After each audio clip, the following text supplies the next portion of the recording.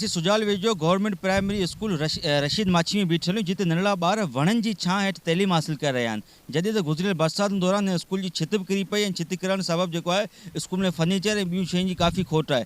इन बाबति असां स्कूल जो उस्ताद आहे उनखां पुछंदासीं त तव्हांजी स्कूल में कहिड़ी शयुनि जी खोट आहे ऐं तव्हां कंहिंखे मुतालबो कयो आहे। जी साईं। असां DC साहब खे मुतालो कयो आहे ऐं DO खे मुतालो कयो आहे त बराए महिरबानी असांखे स्कूल ठाराए ॾिनो वञे। हिते 60 खां 70 ॿार क़ुर शरीफ़ पढ़ण वारा ॿार आहिनि। क़ुर जी तइलीम बि हलंदी आहे, सिंधी तइलीम बि हलंदी आहे ऐं किताबनि जी शदीद खोट आहे।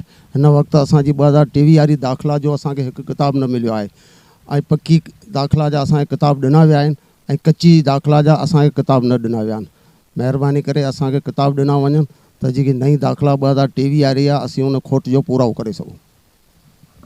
जी हाँ, साईं जिन ॿुधायो त 2023 जी जेका किताबनि जेका दाख़िला उन जा पका किताब न मिलिया आहिनि ऐं स्कूल खे फर्नीचर जी ज़रूरत बि आहे। स्कूल जी बिल्डिंग बि किरी चुकी आहे। तव्हांखे असीं ॿुधाईंदा हलूं त सुजावल ज़िले में काफ़ी केतिरा ई स्कूल आहिनि जेको तव्हांखे असीं चैनलनि ते ॾेखारींदा बि अचूं पिया त स्कूलनि में फर्नीचरनि जी खोट आहे। नंढड़ा ॿार के पट ते पिया तइलीमूं हासिलु कनि, के नियाणियूं जेकियूं आहिनि से वणनि जी छां हेठि तइलीम हासिलु पियूं कनि ऐं आला अख़्तियारियुनि खे घुरिजे त तइलीम जे हिसाब सां असांखे बिल्कुलु जेको आहे सो असांजी सिंध खे बिल्कुलु पूरो ध्यानु ॾिनो वञे। कैमरा टीम सां गॾु इमरान अली, इबरत न्यूज़, सुजावल।